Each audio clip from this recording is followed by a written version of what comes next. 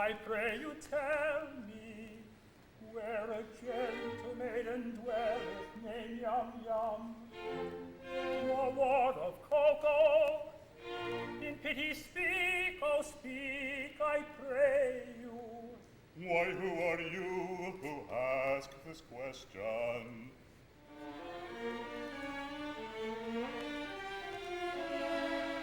Come gather round me, and I'll tell you.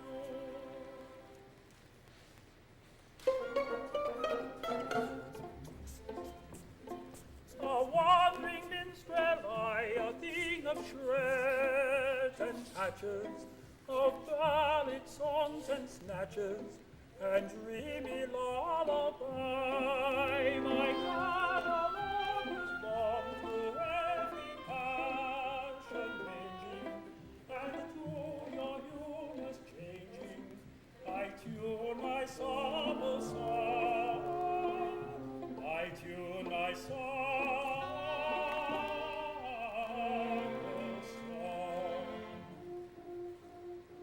Oh, you enchanted mental mood, I'll sigh with you. Oh, sorrow, a maiden's coldness to you brood, I'll do so too.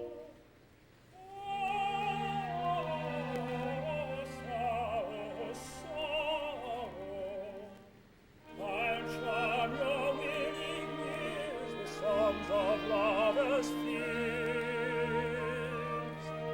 while sympathetic tears by cheeks beglow. Oh, sorrow, sorrow.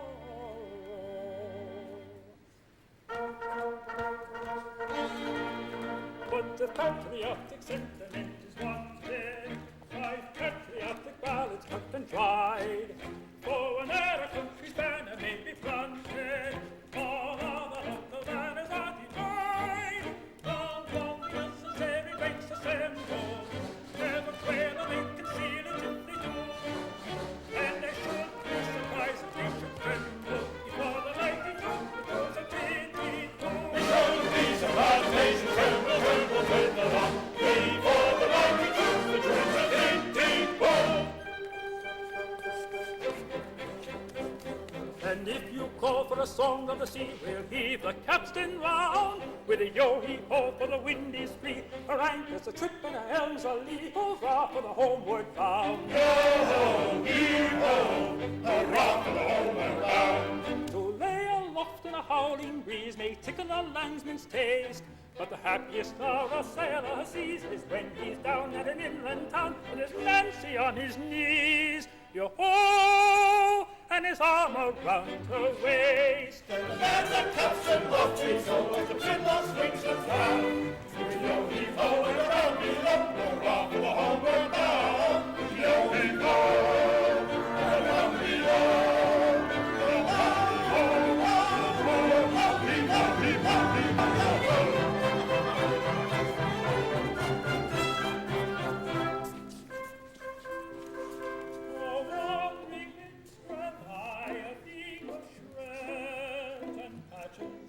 Of ballad songs and snatches, and dreamy lullaby,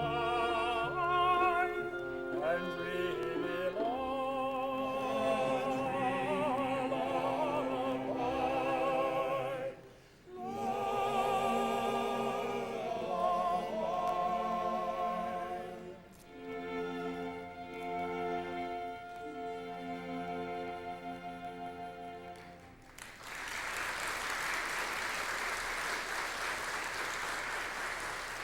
And what may be your business with Yum Yum? I'll tell you. A year ago, I was a member of the Tipu Town Band. It was my duty to take the cap round for contributions.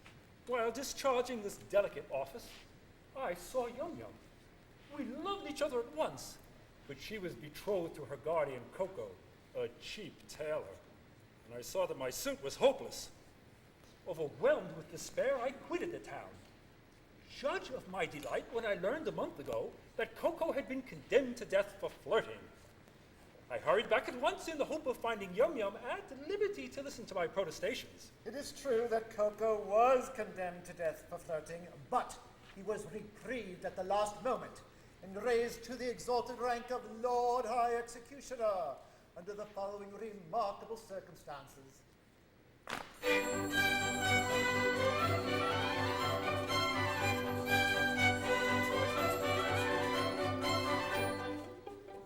Our great Mikado, virtuous man, when he to rule our land began, resolved to try a plan whereby young men might best be steady. So he decreed in words succinct that all who flirted, leered, or winked, unless can you be a leaving, should forthwith be beheaded, beheaded, beheaded, should forthwith be beheaded.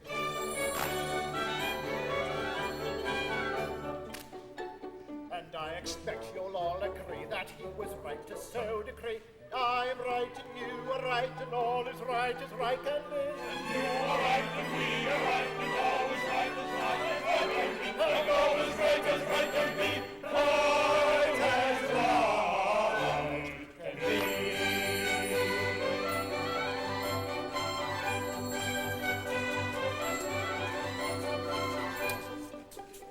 This stern decree, you'll understand, caused great dismay throughout the land, for young and old and shy and bold were equally affected.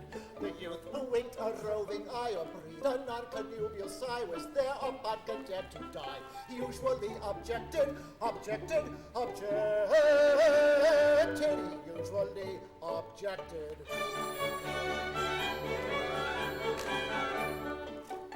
And you'll allow, as I expect, that he was right to so object.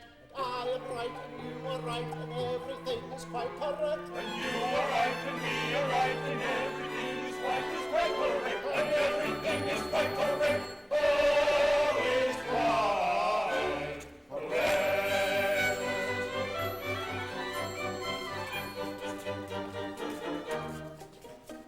And so we straight let out on bail a convict from the county jail, whose head was next on some pretest condemned to be mown off, and made him headsman for we said, who's next to be decapitated, cannot cut off another's head until he's cut his own off, his own off, his own off, until he's cut his own off.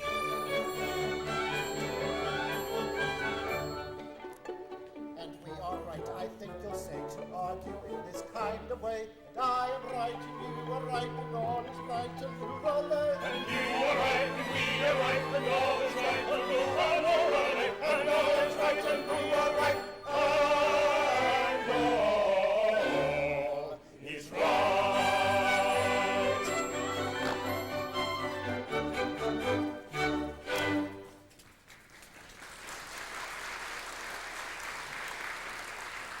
Coco the cheap tailor, Lord High Executioner of Tiddipoo.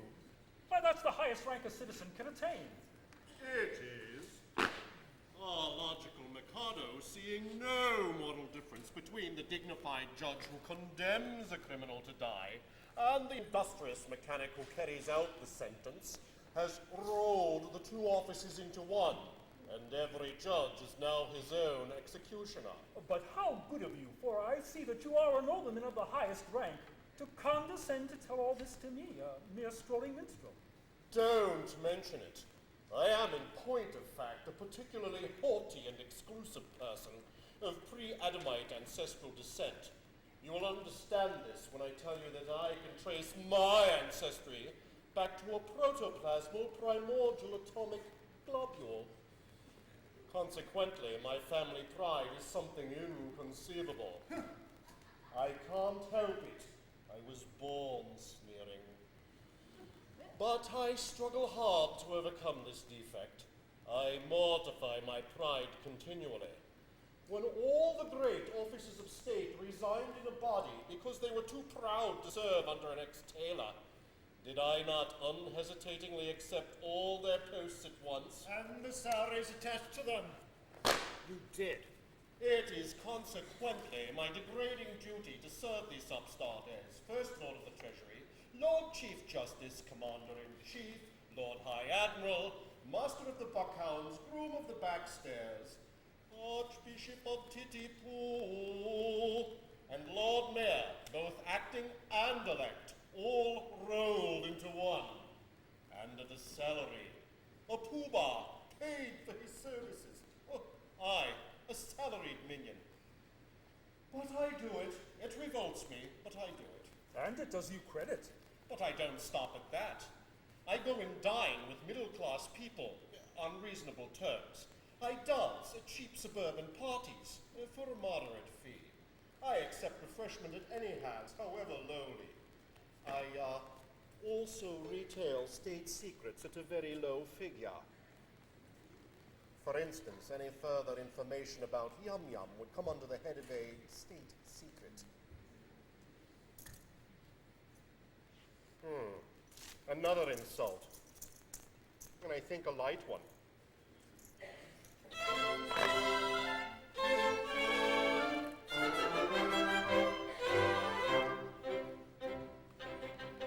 Young man, despair, likewise go to Yum Yum the fair. You must not go, it will not do. I'm sorry for you, you very imperfect ablutioner. This very day from school, Yum Yum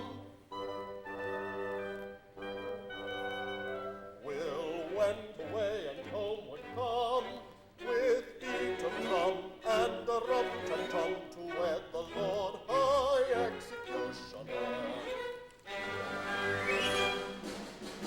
And the brass will crash and the trumpets bray, and they'll cut a dash on their wedding day. She'll toddle away as all other with the Lord High Executioner. And the brass will crash, and the trumpets bray, and they'll cut the dash on their wedding day. She'll toddle away as all other with the Lord High Executioner.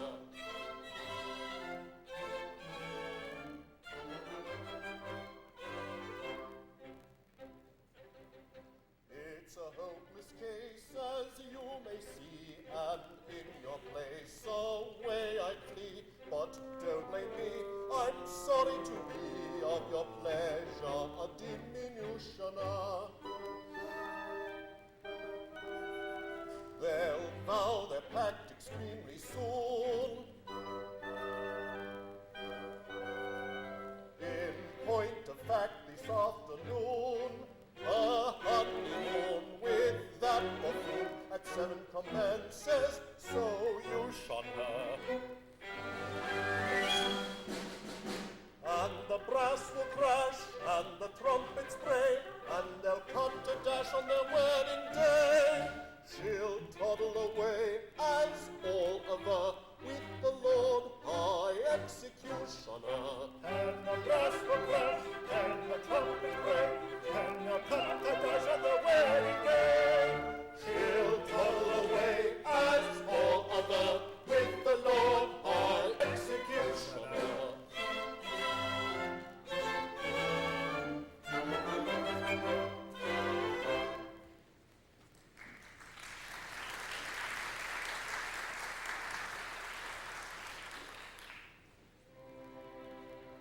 And have I journeyed for a month or nearly to learn that Yum Yum, whom I love so dearly, this day to call home is to be united.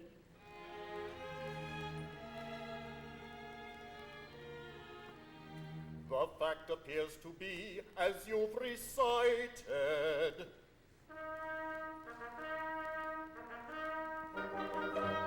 But here he comes, equipped as suits his station. He'll give you any further information.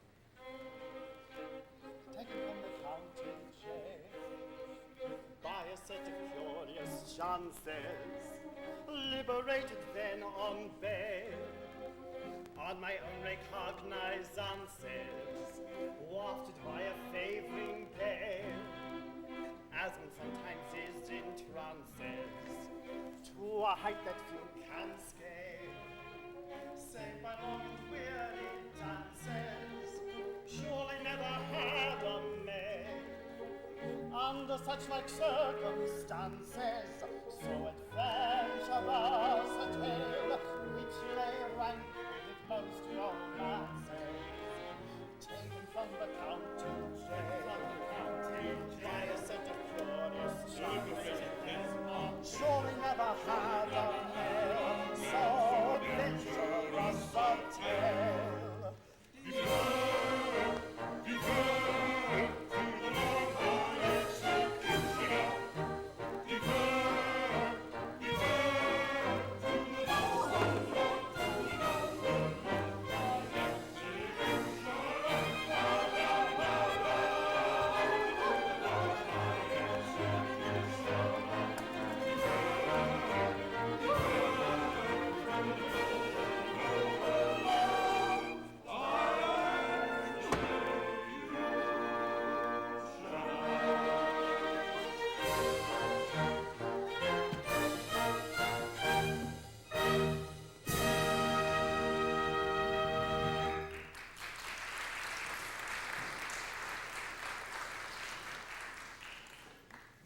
Gentlemen, I am much touched by this reception.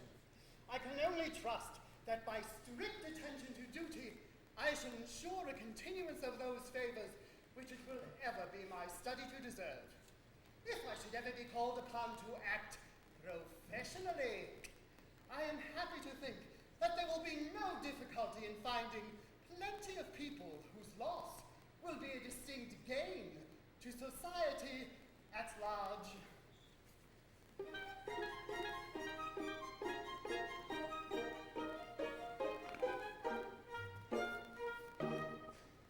As someday it may happen that a victim must be found, I've got a little list of society offenders who might well be underground and who never would be missed.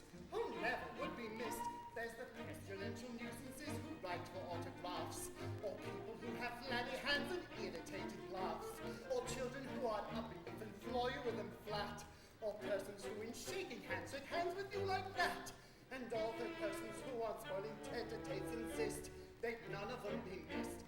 He's got him on the list. And none of them be missed. There's the banjo serenader found in every public place, and the piano organist, I've got him on the list, and the people who eat peppermint and puff it in your face, they never would be missed.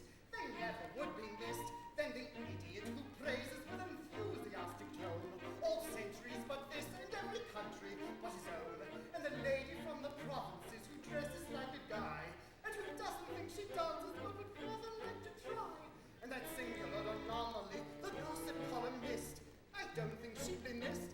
I'm sure she'd not be missed. He's got her on the list, and I don't think she'll be missed. I'm sure she'll not be missed. And that nicey pious nuisance who just now was rather rife, the judicial humorist, I've got him on the list. All funny fellows, comic men and clowns of private life, they'd none of them be missed. And apologetic statesmen of a compromising kind, such as, what do you call him, a thingamy-bob, and likewise, never mind. And what's his name, and also, you know who. The task of filling up the blanks I'd rather leave to you, but it really doesn't matter whom you put upon the list, for they'd none of them be missed. You may put them on the list, and none of them be missed. Well, none of them be missed.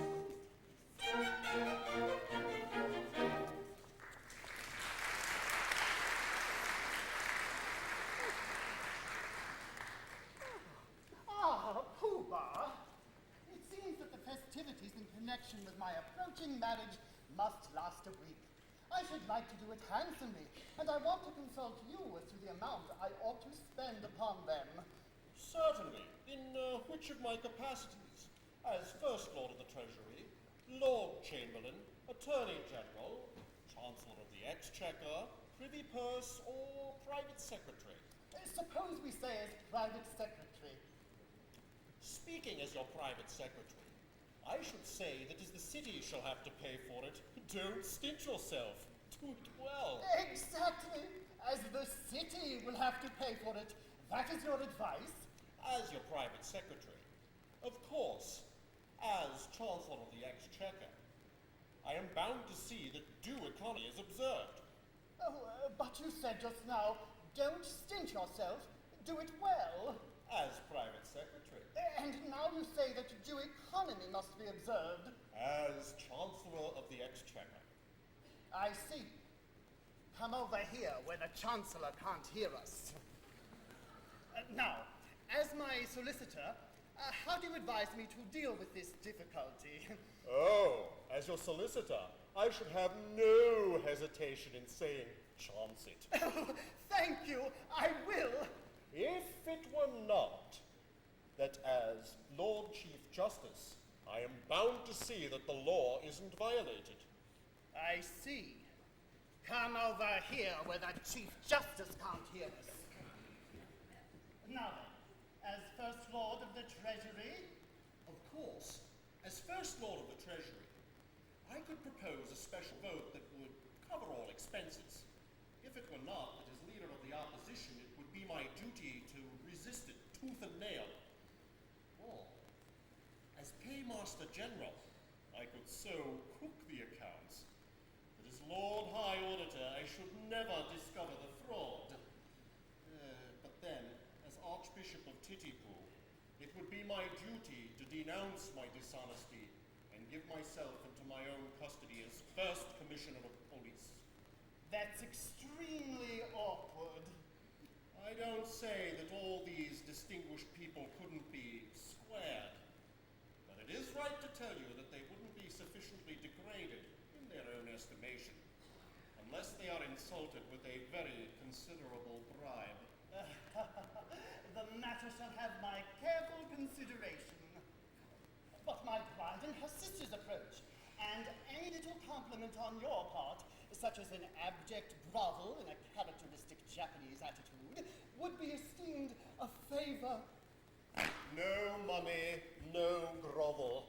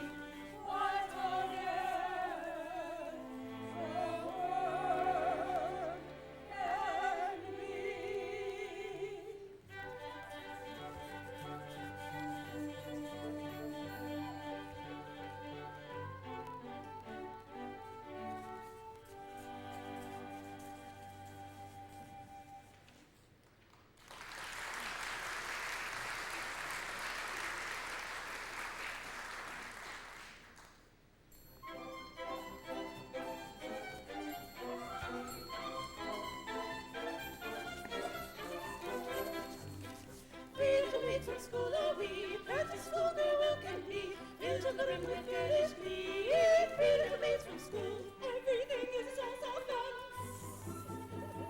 Nobody's safe, but we care for none. Life is a joke that has just begun. 3 little maids from school.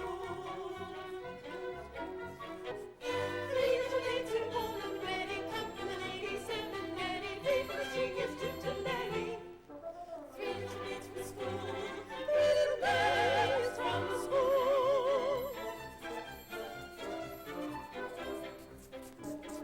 1 little maid is a bride yum yum. 2 little maids in attendance come. 3 little maids is the total sum. 3 little maids from school. 3 little maids take 1 away. 2 little maids remain and they won't have to wait very long, they say. 3 little maids from school. 3 little maids from school. 3 little maids who all are learning. Come from the ladies and the net. 3 from the genius to Larry. 3 little maids from school. 3 little maids from school.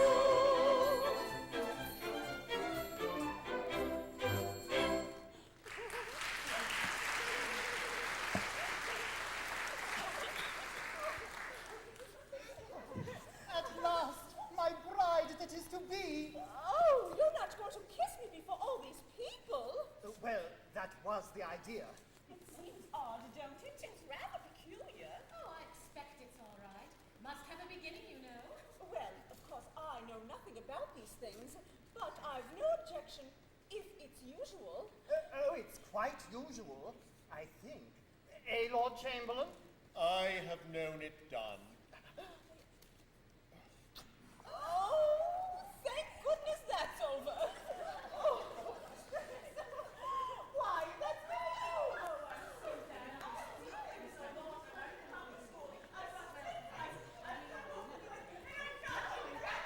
I beg your pardon. Will you present me? Oh, One at a time, if you please. Oh, if you please, he's the gentleman who used to play so beautifully on On the Marine Parade. Yes, I think that was the name of the instrument. Sir, I had the misfortune to love your ward, Yum Yum. Oh, I know I deserve your anger. Anger? Not a bit, my boy. Why, I love her myself. Charming little girl, isn't she? Pretty eyes, nice hair, taking little thing all together. Very glad to hear my opinion, backed by a competent authority. Thank you very much. Goodbye. Take him away. I beg your pardon, but what is this? Customer come to try on? That is a tremendous swell. It's alive! Go away, little girls. Can't talk to little girls like you. Go away, there's dears. Allow me to present you, Pooh-Bah. These are my 3 wards. The one in the middle is my bride-elect. What do you want me to do to them? Mind, I will not kiss them. No, you shan't kiss them. A little bow, a mere nothing. You needn't mean it, you know. But it goes against the grain. They are not young ladies. They are young persons. Come, make an effort. Well- There's a good noble. Well, I shan't mean it. How do you do, little girls? How do you do? Oh, my protoplasmal ancestor. That's very good. I see nothing to laugh at. I find it very difficult to say, how do you do, little girls? How do you do to young persons? I'm not in the habit of saying, how do you do, little girls? How do you do to anyone under the rank of a stockbroker? Don't laugh at him. He can't help it. He's under treatment for it. Never mind them. They don't understand the delicacy of your position. We know how delicate it is, don't we? I should think we did. How a nobleman of your importance can do it at all is a thing I never can, never shall understand.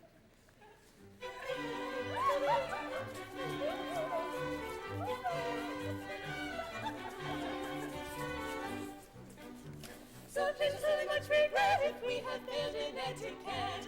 Towards the rank so high we shall know better by and by. But you, of course, must have its ring so far.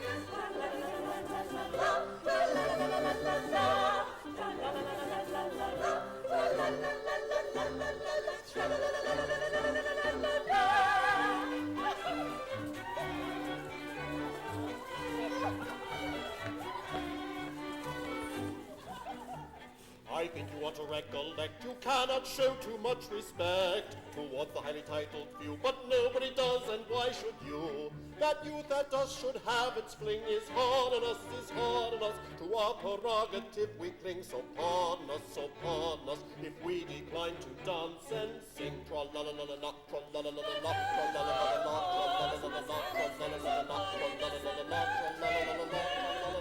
tra-la-la-la-la-la, tra-la-la-la-la-la.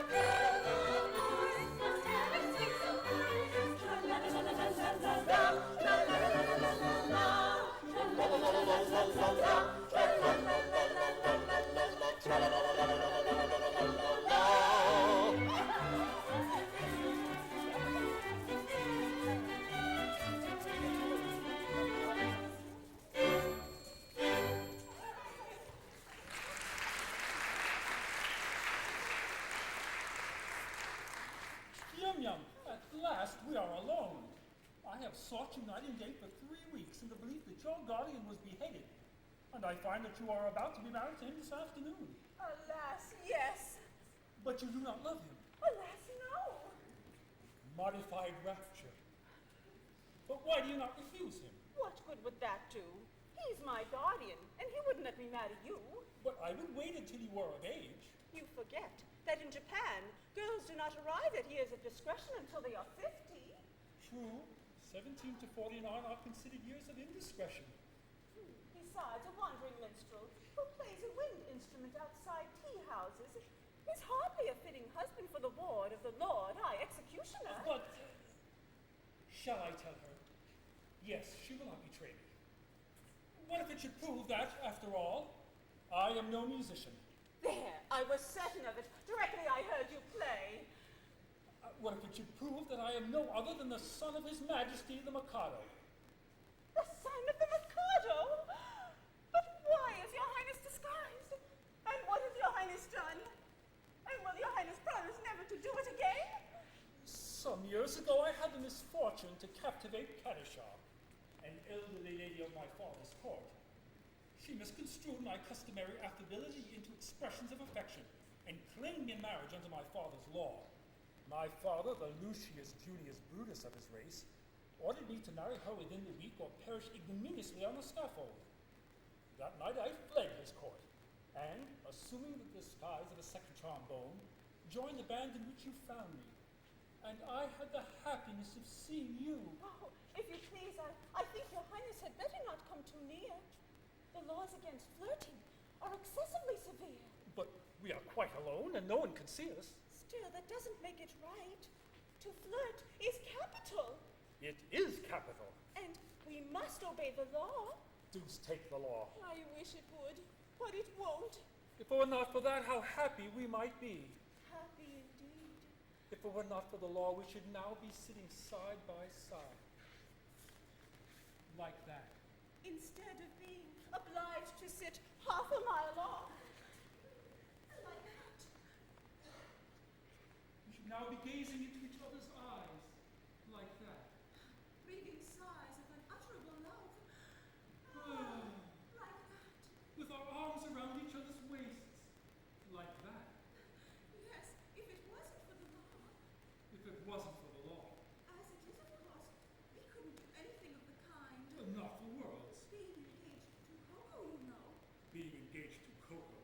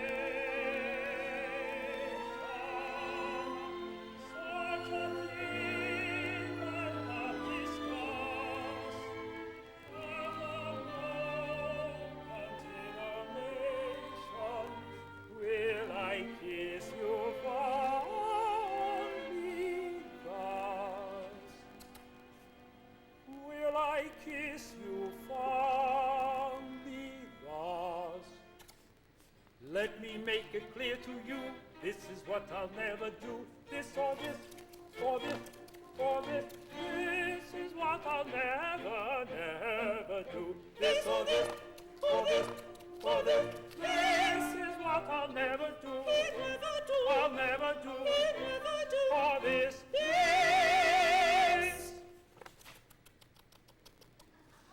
This is what I'll never, never do.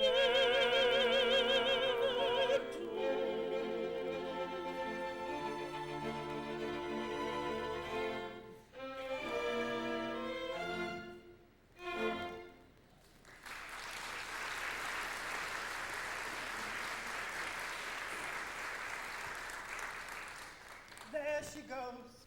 To think how entirely my future happiness is wrapped up in that little parcel. Really, it hardly seems worthwhile. Oh, matrimony. Oh, now then, what is it? Can't you see I'm soliloquizing? You have interrupted an apostrophe, sir. I'm the bearer of a letter from His Majesty, the Mikado. Oh, a letter from the Mikado. What in the world can he have to say to me?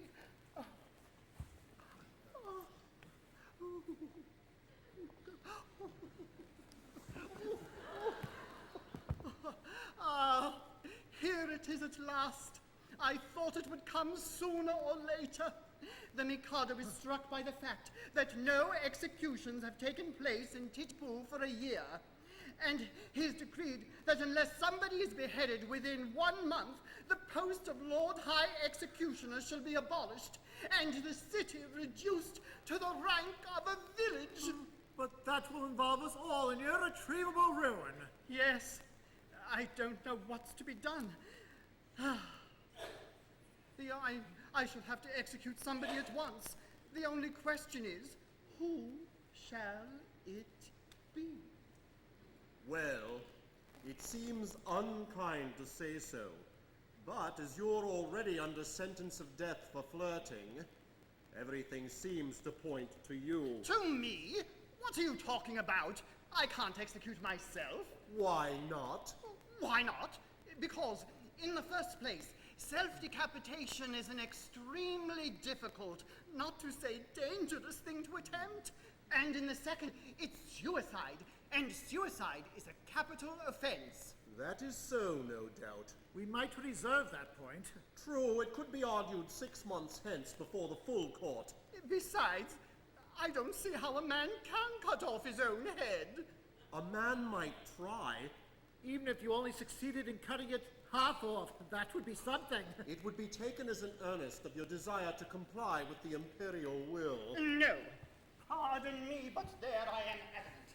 As official headsman, my reputation is at stake, and I can't consent to embark upon a professional operation unless I see my way to a successful result. This professional conscientiousness is very creditable to you, but it places us in a very awkward position. My good sir, the awkwardness of your position is grace itself, compared with that of a man engaged in the act of cutting off his own head. I'm afraid that unless you can obtain a substitute... A substitute? Oh, certainly. Nothing easier. Pooh-Bah, I appoint you Lord High Substitute. I should be delighted. Such an appointment would realize my fondest dreams. But no.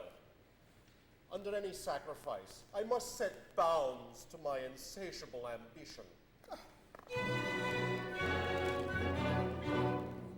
I am so proud, if I allowed my family pride to be my guide, I'd volunteer to quit this sphere instead of you in a minute or two. But family pride must be denied and set aside and mortified and mortified. My brainy teams with endless schemes both good and new for Titipu. But if I flit the benefit that I diffuse, the town would lose. Now every man to rate his grand and plot and plan as best he can.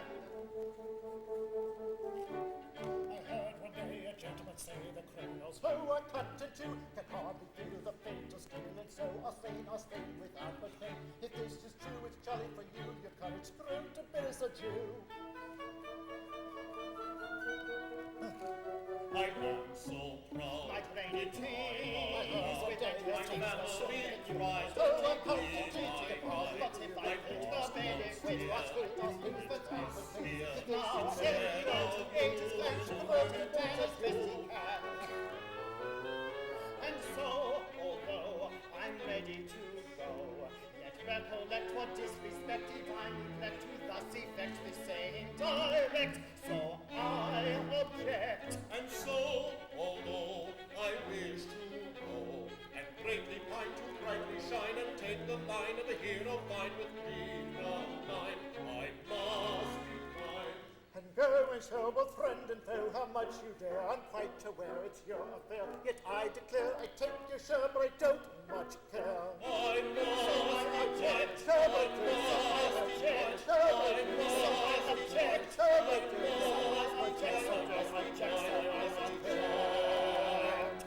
To sit in sometimes in a dark, in a pestilent prison with a lifelong lock, awaiting the sensation of a short, sharp shot from a chippy chopper on a big black block. To sit in solemn silence in a dark, in a pestilent prison with a lifelong lock, awaiting the sensation of a short, sharp shot from a chippy chopper on a big black block. Dark, a lifelong lock, a short, sharp shot, a big black block. To sit in solemn silence in a pestilent prison and awaiting the sensation from a chippy chopper on a big black block.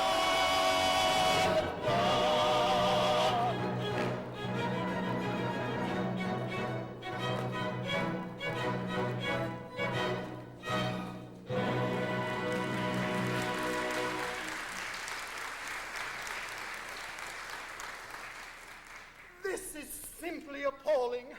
I, who allowed myself to be respited at the last moment, simply in order to benefit my native town, am now required to die within a month, and that by a man whom I have loaded with honors.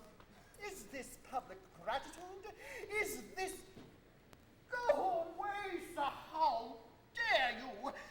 Am I never to be permitted to soliloquize? Oh, go on, don't mind me. What are you going to do with that rope? I'm about to terminate an unendurable existence. Terminate your existence? Oh, nonsense. What for? Because you are going to marry the girl I adore. Nonsense, sir. I won't permit it. I am a humane man, and if you attempt anything of the kind, I shall order your instant arrest. Come, sir. Desist at once, or I summon my guard. That's absurd. If you attempt to sound the alarm, I instantly perform the happy dispatch with this dagger. No, don't do that. This is horrible. Why, you cold-blooded scoundrel, are you aware that in taking your life, you are committing a crime which... What's the matter? Substitute? Is it absolutely certain that you are resolved to die? Absolutely. Will nothing shake your resolution? Nothing. Threats, entreaties, prayers, all useless? All. My mind is made up. Well then, if you really mean what you say, and if you are absolutely resolved to die, and if nothing whatever will shake your determination, don't spoil yourself by committing suicide, but be beheaded handsomely at the hands of the public executioner. I don't see how that would benefit me. You don't. Observe. You'll have a month to live, and you'll live like a fighting cock at my expense. When the day comes, there'll be a grand public ceremonial. You'll be the central figure. No one will attempt to deprive you of that distinction. There'll be a procession, bands, dead march, bells tolling, all the girls in tears, young, distracted. Then, when it's all over, general rejoicings and a display of fireworks in the evening. You won't see them, but they'll be there all the same. Do you think that Yum Yum would really be distracted at my death? Oh, I'm convinced of it. Bless you, she's the most tender-hearted little creature alive. I shouldn't be sorry to cause her pain. Perhaps, after all, if I would withdraw from Japan, travel in Europe for a couple of years, I might contrive to forget her. Oh, I don't think you could forget Yum Yum so easily. And after all, what is more miserable than a love-blighted life? true. Life without Yum-Yum. Why, it seems absurd. And yet there are a good many people in the world that have to endure it. Poor devils, yes. You are quite right not to be of their number. I won't be of their number. Noble fellow. Here's how I'll manage it. Let me marry Yum-Yum tomorrow, and in a month, you may be happy. No, I draw the line at Yum-Yum. Very good. If you can draw the line, so can I. Stop! Listen one moment. Be reasonable. How can I consent to your marrying Yum-Yum if I'm going to marry her myself? My good fellow, she'll be a widow in a month. You marry her then. Well, that's true, of course. I quite see that. But, dear me, my position during the next month will be most unpleasant. Most unpleasant. Not half so unpleasant as mine at the end of it. But, dear me, well, I agree. After all, it's only putting off my wedding for a month. But you won't prejudice her against me, will you? You see, I've educated her to be my wife. She's been taught to regard me as a wise and good man. Now, I shouldn't like her views on that point disturbed. Trust me, she will never learn the truth from me.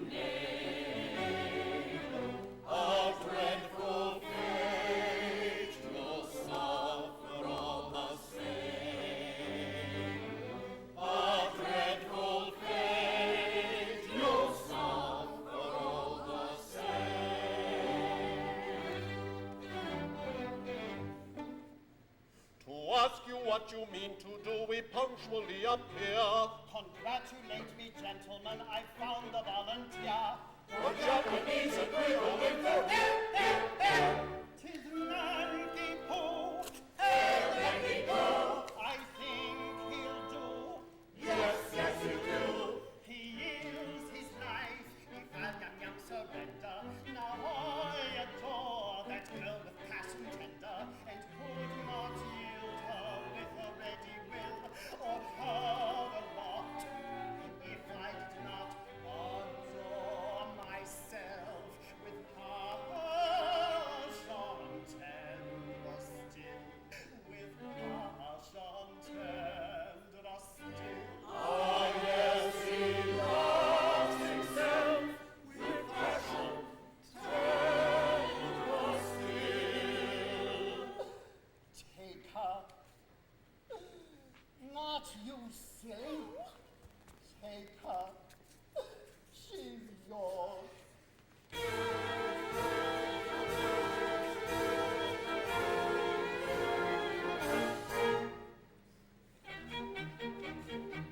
The threatened cloud has passed away. So it's the good day. Though the night may come too Please soon. wait upon the afternoon. Then let the throng of joy dance with laughing song and merry dance, and let the throng of joy dance with laughing song and merry dance, with laughing song and merry dance, with laughing song.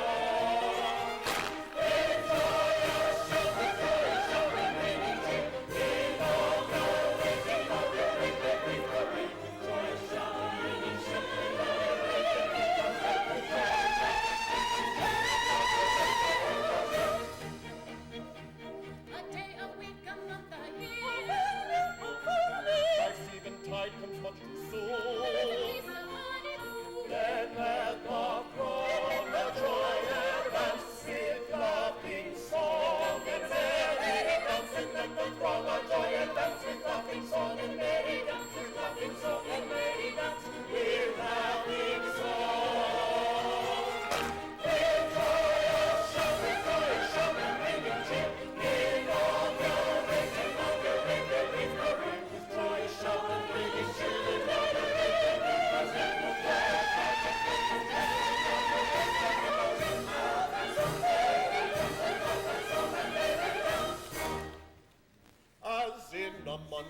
that to die if Coco tells us true. 'Twere empty compliment to cry long life to Nakey Poo. But as 1 month you have to live as fellow citizen, this toast with 3 times 3 we'll give. Long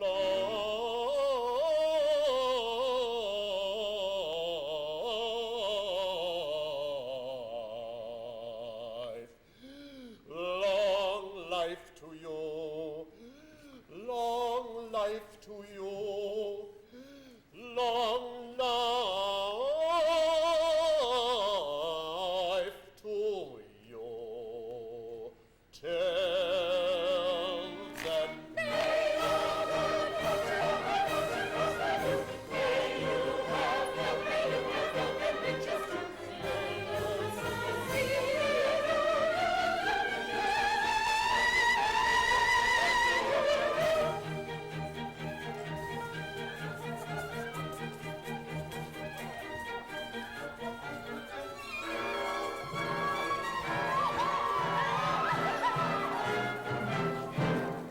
Your rebel seas, assist me, all of you.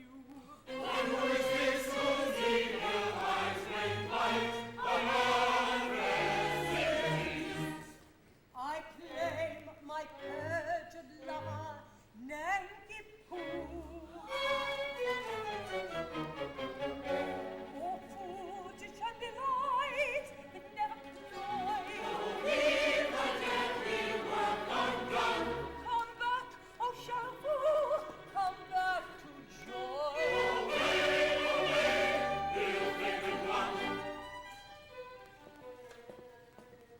Ah, 'tis Kadisha, the maid of whom I told you. No, you shall not go. His arms shall not enfold you. Oh, full of bliss, my hallowed joys, oh, blind that sees no equipoise. Oh, rush the judges from love, the whole.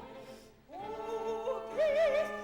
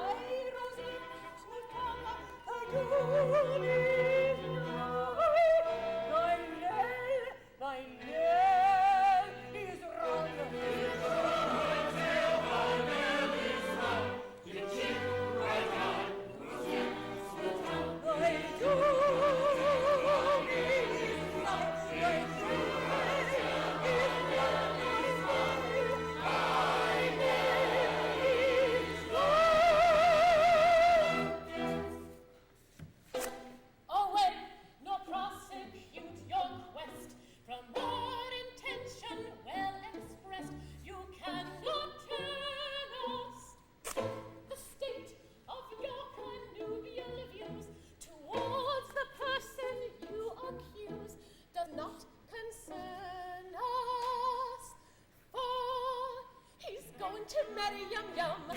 Your anger great ready for all will be ready. I think you had better succumb. And join our expressions and on that subject I pray you be dumb. You'll find there are many who went for a penny. The word for your guidance is mum. There's lots of good fish in the sea.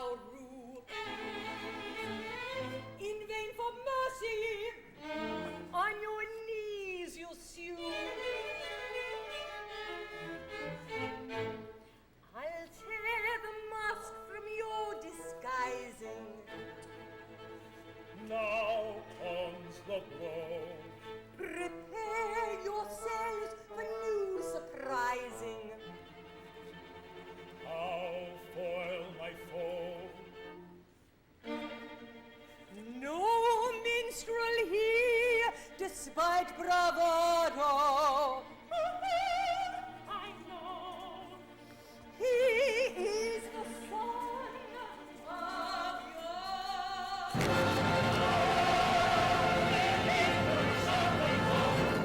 In vain you interrupt with this tornado. He is the only son of your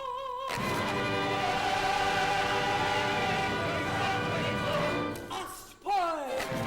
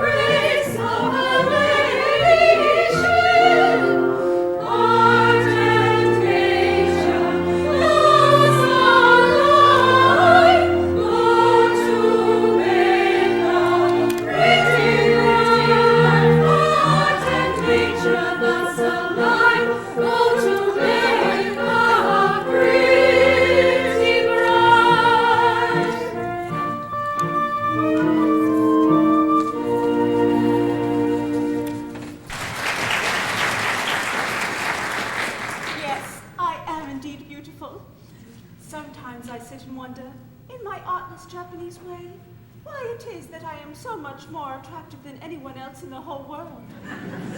Can this be vanity? No. Nature is lovely and rejoices in her loveliness. I am a child of nature and take after my mother.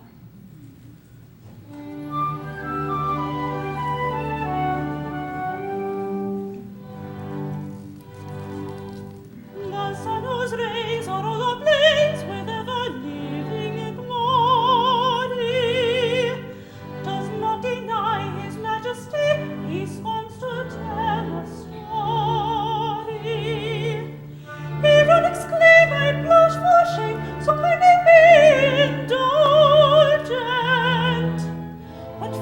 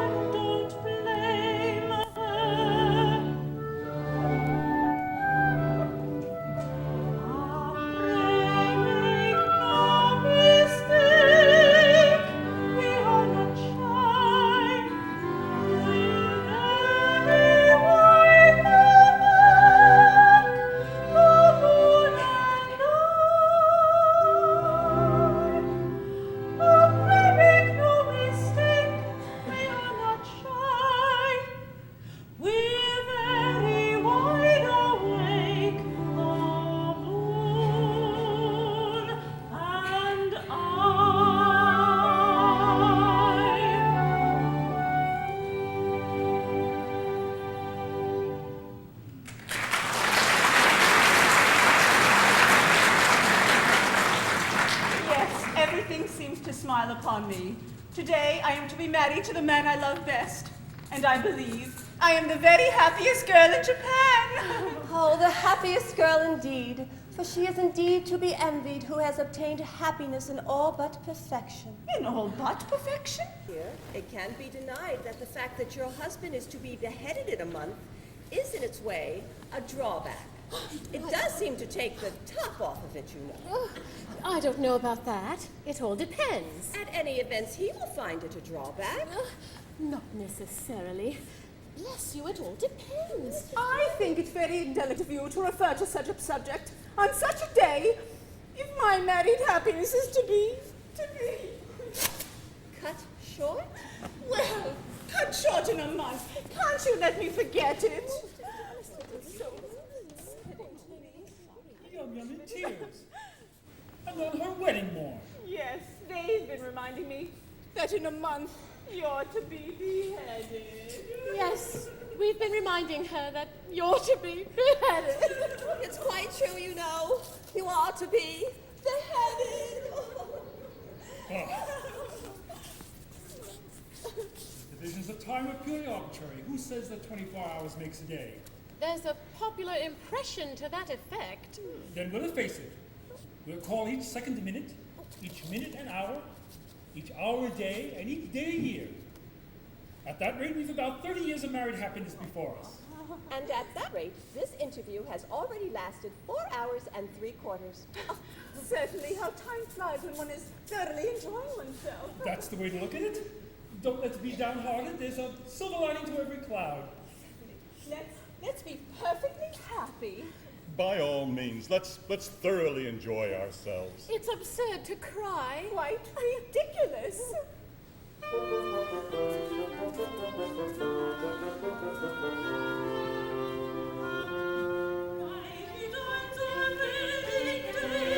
Joyous are we, give thee greeting, with a medal not half fleeting. Think the moment, breathe its stay. Think the moment, breathe its stay. Not the mortal joys be alone. Though the tocsin sound alone.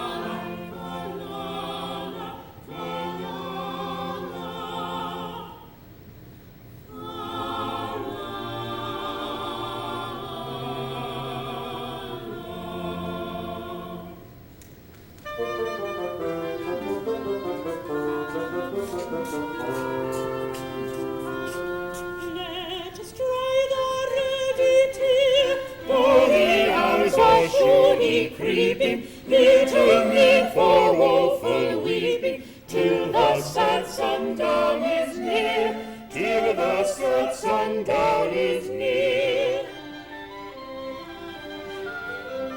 All must sip the cup of sorrow. I today and thou tomorrow. It's the close of every song. Sing with us the praise of God. Sing with us the praise of God. Ding dong, ding dong. What though solemn shadows fall, sooner, later, over. Sing a merry madrigal. Sing a merry madrigal. Sing a merry madrigal. La la la la la la la la la la la.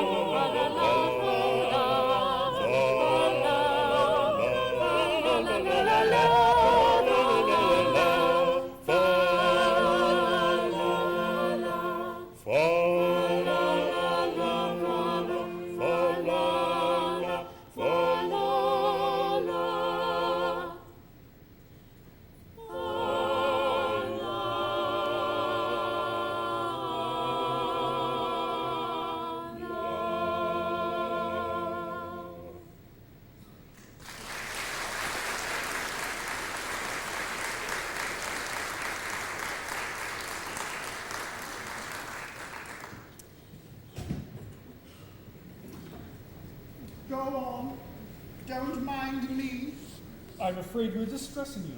Never mind. I must get used to it. Only please do it by degrees. Begin by putting your arm around her waist. There. Let me get used to that first. Oh, wouldn't you like to retire? It must pain you to see us so affectionate together. No, I must learn to bear it. Now, oblige me by allowing her head to rest on your shoulder. Like that? Like that. I'm much obliged to you. Now, kiss her!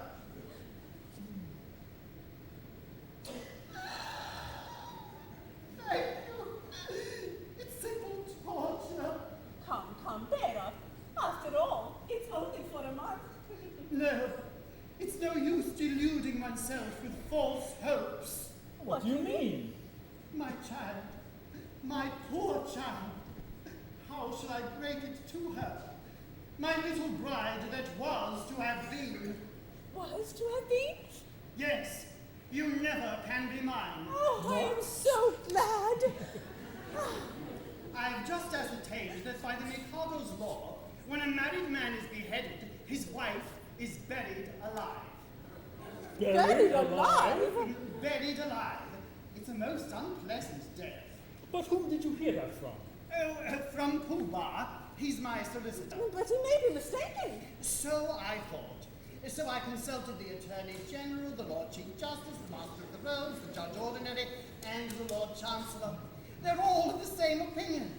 But never knew such unanimity on a point of law in my life. But stop a bit. That law has never been put in force. Not yet. You see, flirting is the only crime punishable with decapitation, and married men never flirt. Of course they don't. I quite forgot that. Well, I suppose I may take it that my dream of happiness is at an end. Darling, I don't want to appear selfish, and I love you with all my heart. I don't suppose I shall ever love anybody else half as much. But when I agreed to marry you, my own, I had no idea, Pet, that I should have to be buried alive in a month. Nor I. It's the very first I've heard of it. It makes a difference, don't it? It makes a difference, of course. You see, buried alive, it's such a stuffy death. I call it a beast of a death. You see my difficulty, don't you? Yes, and I see my own. If I insist on your carrying out your promise, I condemn you to a hideous doom. If I release you, you marry Coco at once. Oh. Here's how you do, if I marry you. When your time has come to perish, then the maiden whom you cherish must be slaughtered too. Here's how you do, here's how you do. Here's a pretty mess, in a month or less. I must die without a wedding, let the bitter tears I'm shedding witness my distress. Here's a pretty mess, here's a pretty mess. Here's the state of things, to her life she clings. Matrimonial devotion doesn't seem to suit her notion, burial it brings. Here's the state of things, here's the state of things. With a passion that's intense I was a Fernando, but the laws of common sense we oughtn't to ignore. If what this is true, it's death to marry you. Here's a pretty state of things, here's a pretty how you do. Here's a pretty state of things, a pretty state of things. Here's how you do. For if what this is true, I cannot marry you. Here's a pretty, pretty state of things. Here's a pretty how do you do.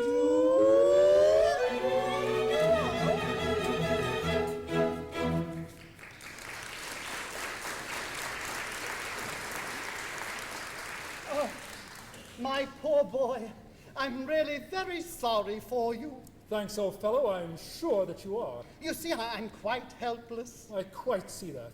I can't conceive anything more distressing than to have one's marriage broken off at the last moment. But you shan't be disappointed of a wedding. You shall come to mine. That's awfully kind of you, but it's impossible. Why so? Today I die. What do you mean? I can't live without Yum Yum. This afternoon I perform the Happy Dispatch. No, pardon me, I can't allow that. Why not? Why, hang it all, you're under contract to die by the hands of the public executioner in a month's time. If you kill yourself, what's to become of me? Why, I shall have to be executed in your place. It would certainly seem so. Now then, Lord Mayor, what is it? The Mikado and his suite are approaching the city and will be here in 10 minutes. The Mikado? He's coming to see whether his orders have been carried out. Now look here, you know, this is getting serious. A bargain's a bargain, and you really mustn't frustrate the ends of justice by committing suicide. As a man of honor and a gentleman, you are bound to die ignominiously at the hands of the public executioner. Very well then, behead me. What, now? Certainly, at once. Chop it off, chop it off. My good sir, I don't go about prepared to execute gentlemen at a moment's notice. Why, I never even killed a bluebottle. Still, as Lord High Executioner... My good sir, as Lord High Executioner, I've got to be headed in a month. I'm not ready yet. I don't know how it's done. I'm going to take lessons. I mean to begin with a guinea pig and work my way through the animal kingdom till I come to a second trombone. Why, you don't suppose that as a humane man, I'd have accepted the post of Lord High Executioner if I hadn't thought the duties purely nominal. I can't kill you. I can't kill anything. I can't kill anybody. Come, my good fellow. We all had unpleasant duties to discharge at times. After all, what is it? If I don't mind, why should you? Remember, sooner or later it must be done. Must it? I'm not so sure about that. What do you mean? Why should I kill you, when making an affidavit that you've been executed will do just as well? Here are plenty of witnesses. The Lord Chief Justice, Lord High Admiral, Commander-in-Chief, Secretary of State for the Home Department, First Lord of the Treasury, and Chief Commissioner of Police. But where are they? There they are. They'll all swear to it, won't you? Am I to understand that all us high officers of state are required to perjure ourselves to ensure your safety? Why not? You'll be grossly insulted, as usual. Will the insult be cashed down or at a date? It will be a ready money transaction. Well, it will be a useful discipline. Very good. Choose your fiction and I'll endorse it. Family pride. How do you like that, me buck? But I tell you that life without Yum Yum... Oh, yum. Bother Yum. Here, Commissioner, go and fetch Yum. Take Yum and marry Yum. Only go away and never come back again. Oh, here she comes. Yum, are you particularly busy? No, not particularly. You've 5 minutes to spare? Yes. Then go along with His Grace the Archbishop of Titipu. He'll marry you at once. But if I'm going to be buried alive in a month... Now, don't ask any questions, but do as I tell you, and Titipu will explain all. But one moment. Not for words. Here comes the Mikado. No doubt to ascertain whether I've obeyed his decree. And if he finds you here alive, I shall have the greatest difficulty in persuading him that I've beheaded you. Close thing that, for here he comes.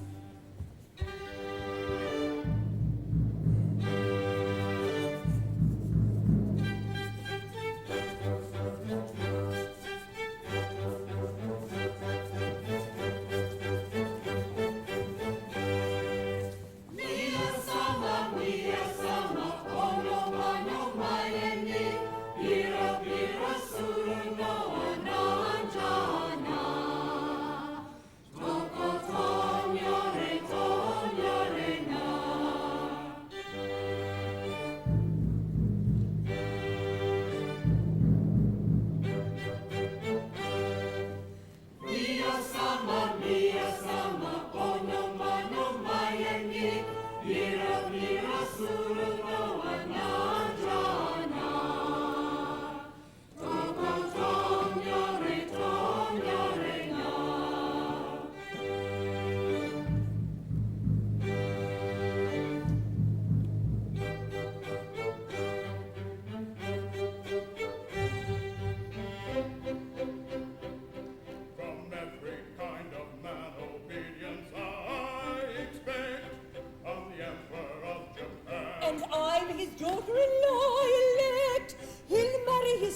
he's only got one, who's daughter-in-law elect. My morals have been declared particularly correct. But they're nothing at all compared with those of his daughter-in-law elect. Bow, bow to his daughter-in-law elect. Bow, bow to his daughter-in-law elect.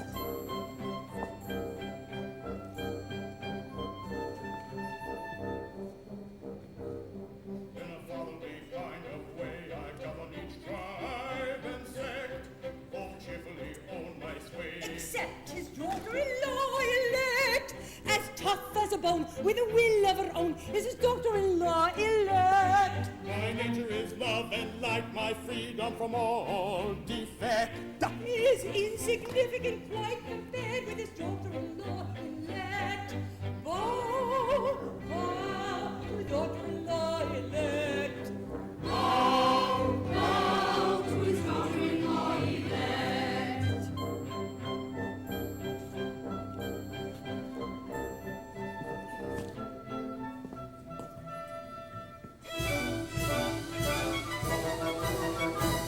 A more humane Mikado never did in Japan exist. To nobody's second, I'm certainly reckoned a true philanthropist. It is my very humane endeavor to make to some extent each evil liver a running river of harmless merriment.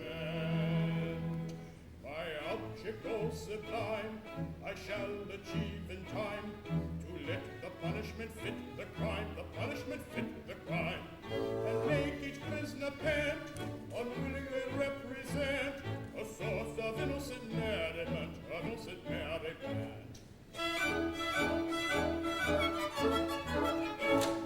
Oh, prosy, no society, citizen, chatter and bleat and war are sent to his servants from mystical German to Greek, from pen to war.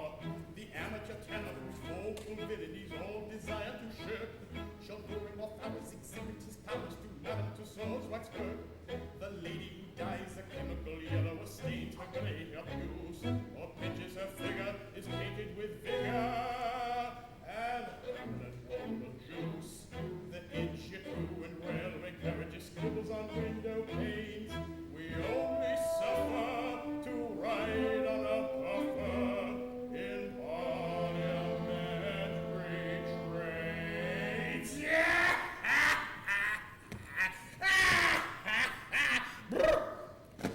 My object all sublime, I shall leave in time to let the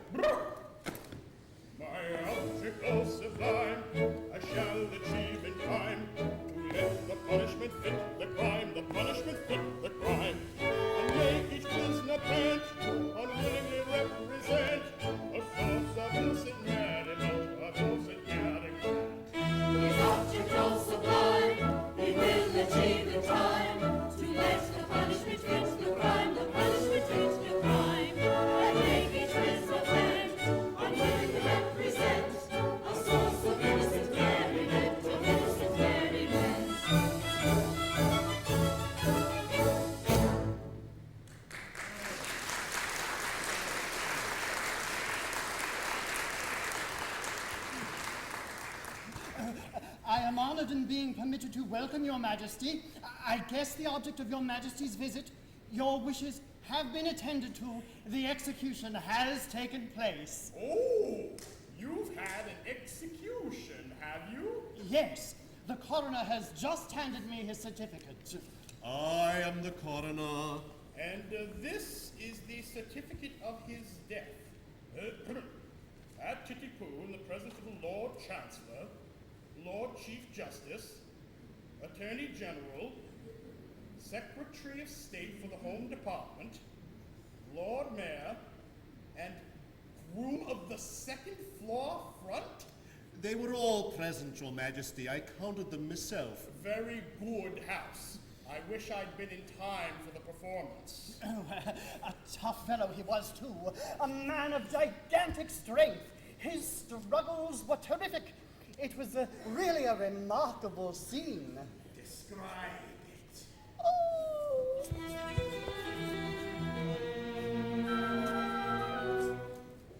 The criminal cried as he dropped him down in a state of wild alarm. With a frightful, frantic, fearful frown, I bared my big right arm.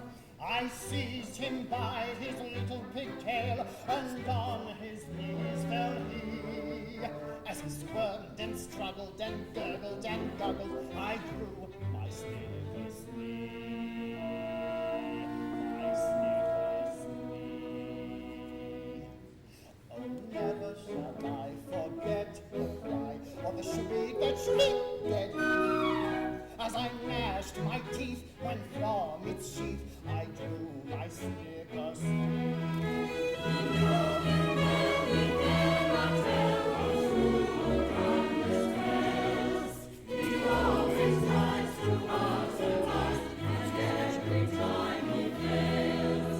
He shivered and shook as he gave the sign for the stroke he didn't deserve. But all of a sudden his eye met mine, and it seemed to grace his nerve.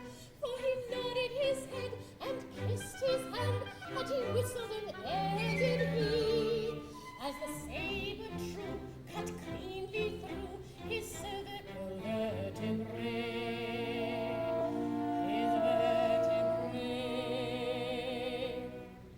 But a man's afraid of beautiful men is a cheering sight to see.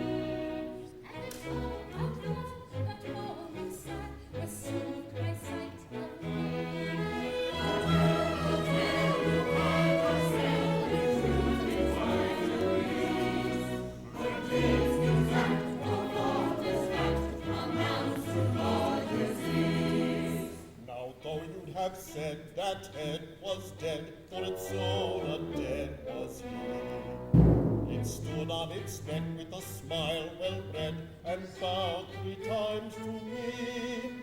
It was none of your impudent offhand nods, but as humble as could be. For it clearly knew the deference due to a man of pedigree.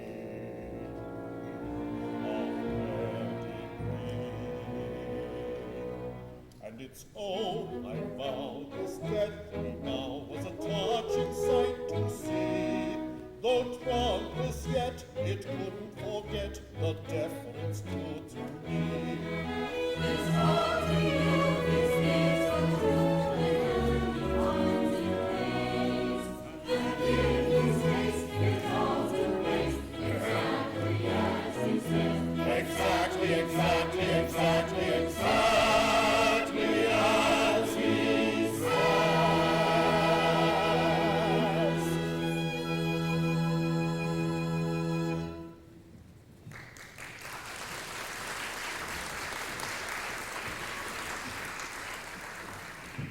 All this is very interesting, and I should like to have seen it. But we came about a totally different matter. A year ago, my son, the heir to the throne of Japan, bolted from our imperial court. Indeed. Had he any reason to be dissatisfied with his position? None whatever. On the contrary, I was going to marry him. yet he fled. I'm surprised he should have fled from one so lovely.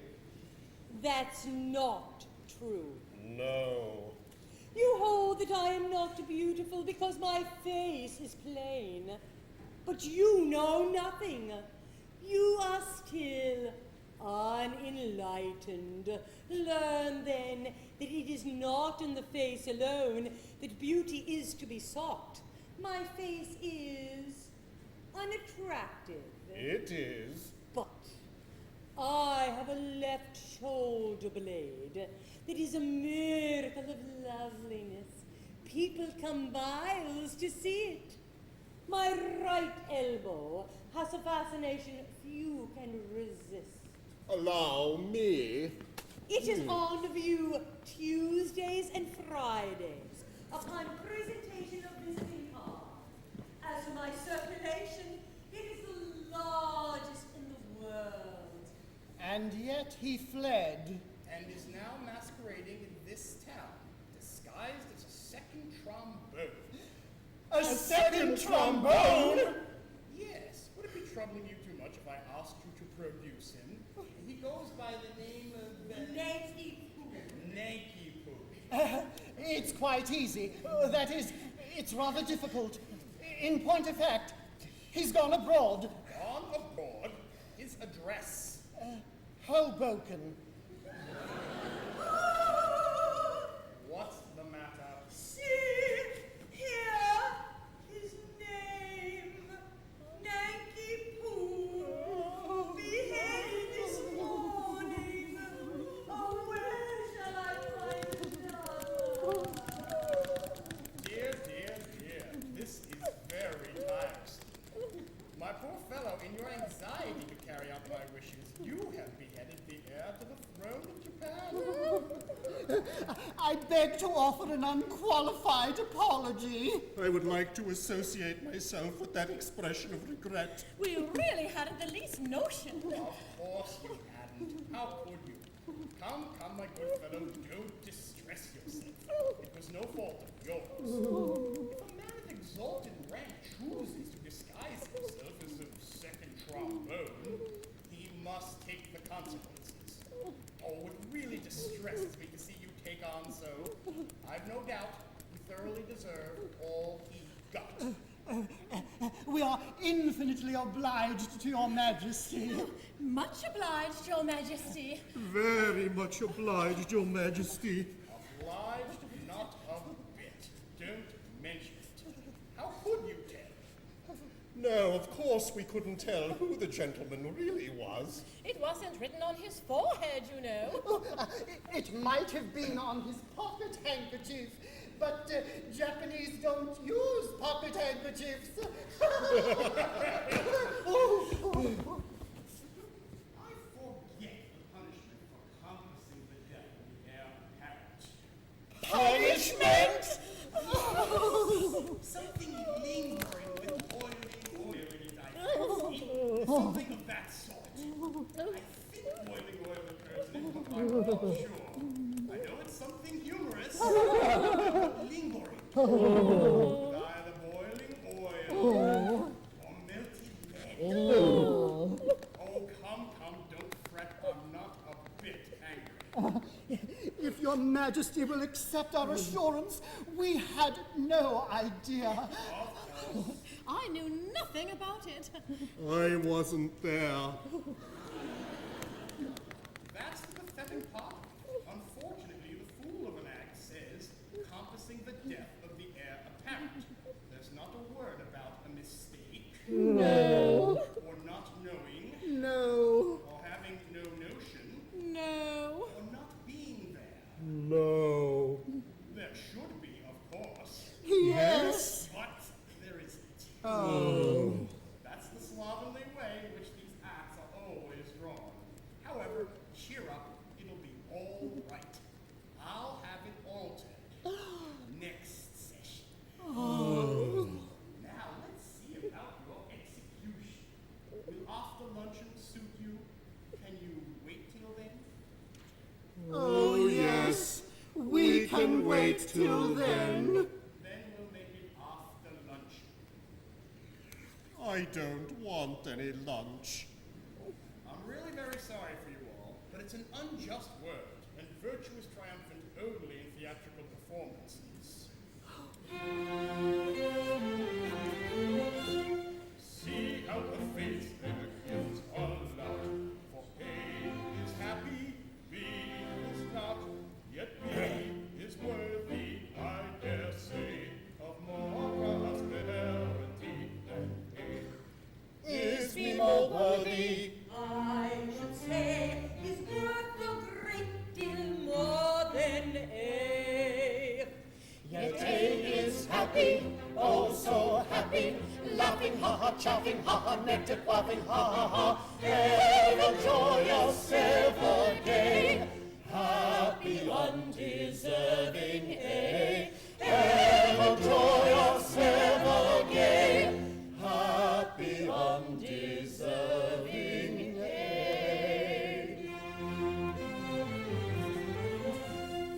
If I were fortune, which I'm not, B should enjoy A's happy lot, and A should die in misery. That is assuming I am B. But should A perish, that should he, of course, assuming I am B.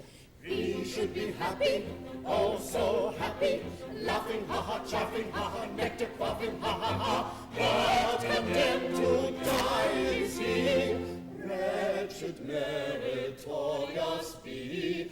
But condemned to die is he, wretched meritorious B.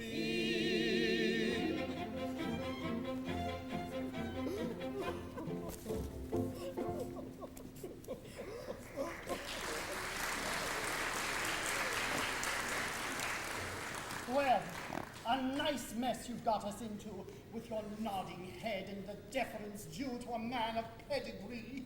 Merely corroborative detail intended to give artistic verisimilitude to an otherwise bold and unconvincing narrative. Corroborative detail, indeed. Corroborative fiddlestick. And you're just as bad as he is, with your cock and a bull stories about catching his eye and his whistling an air. Oh, but that's so like you. You must put in your oar. And how about your big right arm? Yes, and your snicker sneeze. Never mind that now. There's only one thing to be done. Nike Poo hasn't started yet. He must come to life again at once. Oh, here he is. Nike Poo, I've good news for you. You're reprieved. Oh, but it's too late now. I'm a dead man, and I'm off for my honeymoon. Nonsense, sir. A terrible thing has just happened. It seems you're the son of the Mikado. Oh, but that happened some time ago. Is this a time for airy persiflage? Your father is here, and with Katusha. My father, and with Katusha. Yes, and he wants you particularly. So does she. Oh, but he's married now. But bless my heart, what has that to do with it? Katusha claims me in marriage, but I can't marry her because I'm married already. Consequently, she will insist on my execution, and if I'm executed, my wife will have to be buried alive. You see our difficulty, don't you? Yes, I don't know what's to be done. There's one chance for you. If you could persuade Katusha to marry you, she would have no further claim on me, and in that case, I could come to life without any fear of being put to death. I? Marry Katusha? I really think it's the only course. But my good girl, have you seen her? She's something appalling. Oh, but that's only her face. She has a left elbow that people come miles to see. I am told her right heel is much admired by connoisseurs. My good sir, I decline to pin my heart upon any lady's right heel. It comes to this. While Katusha is single, I prefer to remain a disembodied spirit. When Katusha is married, existence will be as welcome as the flowers in spring.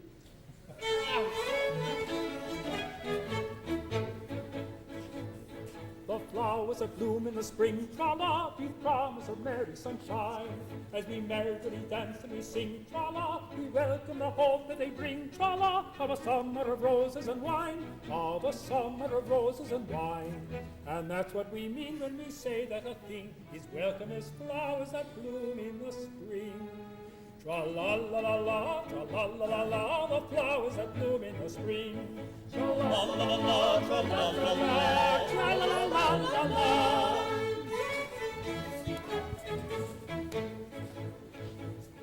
The flowers that bloom in the spring, tra-la, have nothing to do with the case.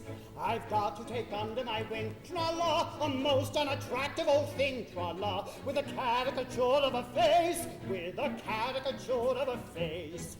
And that's what I mean when I say or I sing. Oh, bother the flowers that bloom in the spring, tra-la-la-la-la, tra-la-la-la-la, oh, bother the flowers of spring. Tra-la-la-la-la, tra-la-la-la-la. Tra-la-la-la-la-la.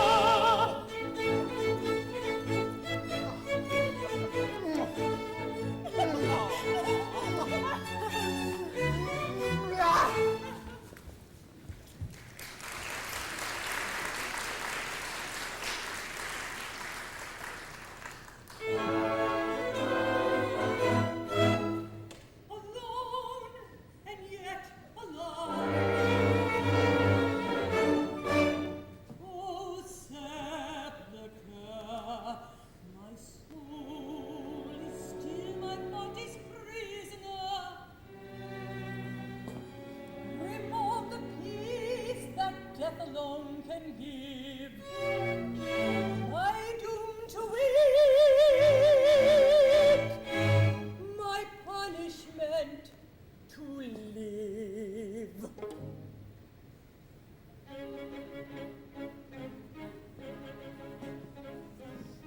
Hearts do not break, they stay and ache for old love's sake, but do not die. Though with each breath they long for death, as witnesseth the living eye, the living eye.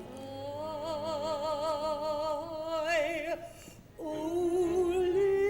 living eye, come tell me why, when no hope is gone, dost thou stay on? Why linger here where all is drear?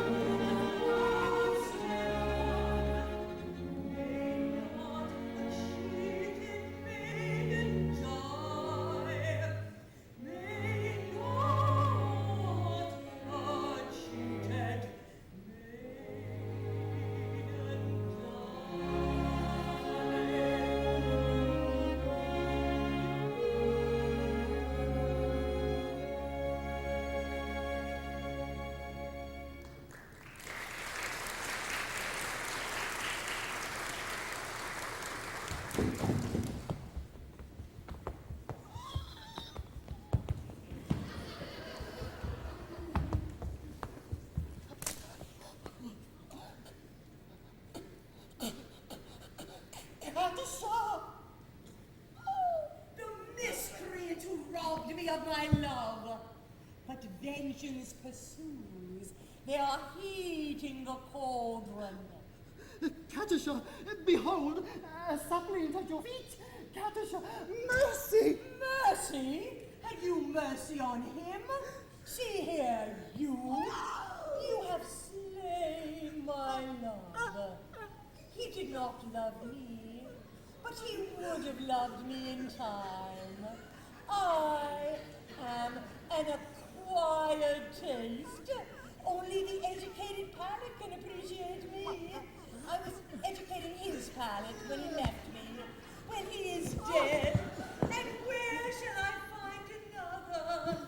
It takes years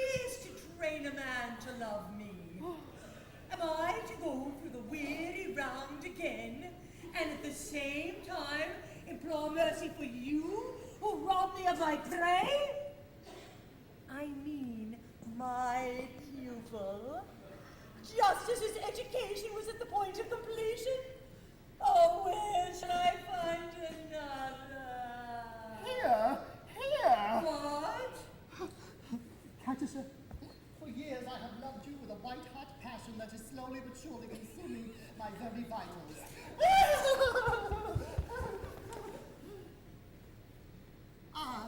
Shrink not from me. If there is aught of woman's mercy in your heart, turn not away from a lovesick suppliant whose every fibre thrills at your tiniest touch. True it is that under a poor mask of disgust, I have endeavored to conceal a fire whose passions are broiling within me, but the fire will not be smothered. It defies all attempts at extinction, and breaking forth all the more eagerly for its long restraint, it declares itself in words that will not be weighed, that cannot be schooled, that should not be too severely criticized. Oh, Katisha, I dare not hope for your love, but I will not live without it. Down! You whose hands still reek with the blood of my betrothed, dare to address words of passion to the woman you have so foully wronged. I do! Accept my love, or I perish on this...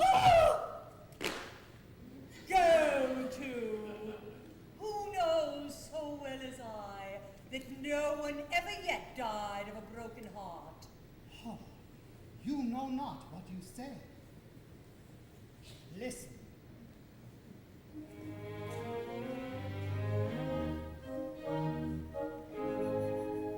On a tree by a river, a little tomtit sang willow, tit willow, tit willow. And I said to him, Dicky bird, why do you sit singing willow, tit willow, tit willow? Is it weakness of intellect, birdie, I cried,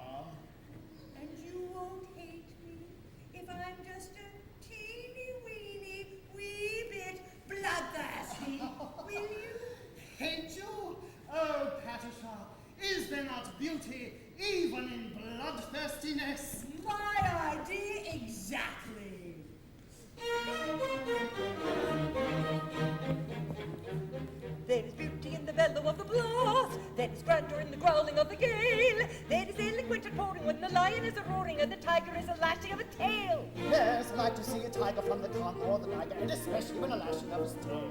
Volcanoes have a splendor that is grim, and earthquakes only terrify the dolts. But to him, the scientific, there is nothing that's terrific in a falling a flight of thunderbolts. Yes, in spite of all my meekness, if I have a little weakness, it's a passion for the flight of thunderbolts.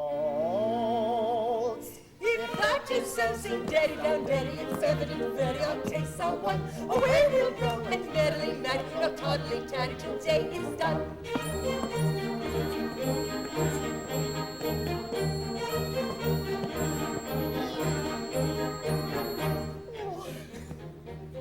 There's beauty in extreme old age. Do you fancy you are elderly enough? Information I'm requesting on the subject interesting is the maiden all the better when she's tough. Through all this one dominion, there's a general opinion that she'll last a good deal longer if she's tough.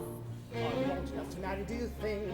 Won't you wait till you're 80 in the shade? There's a fascination tragic and a ruin that's romantic. Do you think you are sufficiently decayed? To the matter that you mention, I have given some attention, and I think I am sufficiently decayed.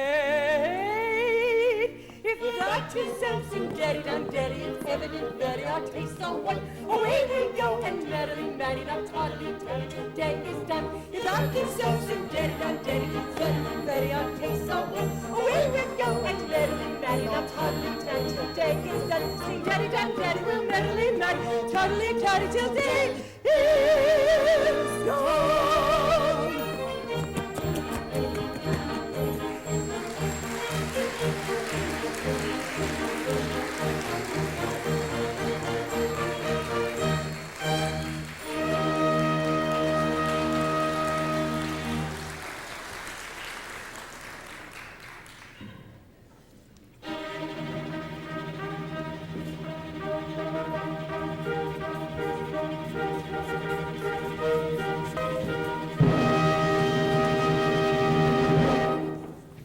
Now, we've had a capital lunch and we're quite ready. Have all the painful preparations been made? Your Majesty, all is prepared. Then produce the unfortunate gentleman and his two well-meaning but misguided accomplices. Mercy! Mercy for Kogo! Mercy for Pidgey Sing! Mercy even for Pooh-Bah! I beg your pardon, I don't think I quite caught that remark. Mercy, even for Pooh-Bah. My husband that was to have been is dead, and I have just married this miserable object. Oh, you've not been long about it. We were married before the registrar. I am the registrar. I see.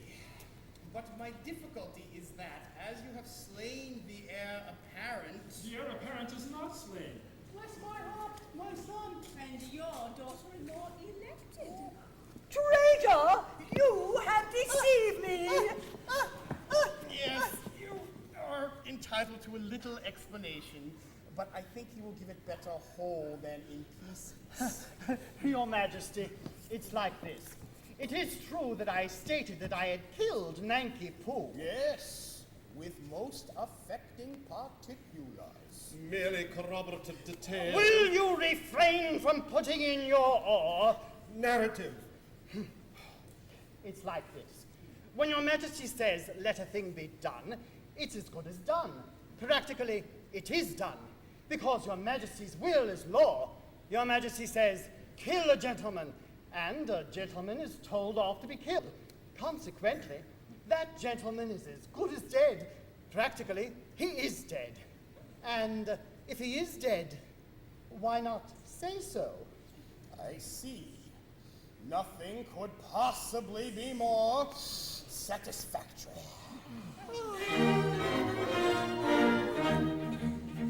For he's gone and married young. Your anger pray bury, for all will be merry. I think you had better succumb and join our expressions of pain. On this subject, I pray you be dumb. Your notions, though many, are not worth a penny. The word for your guidance is mum. You've a very good bargain in me.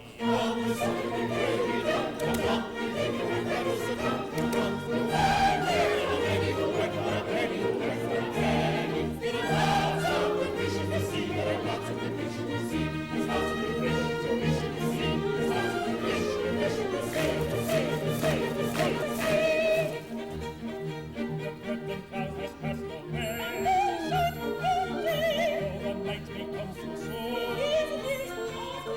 And let the throne of joy and love sweet love be so. It's made, and let the throne of joy and love sweet love be so.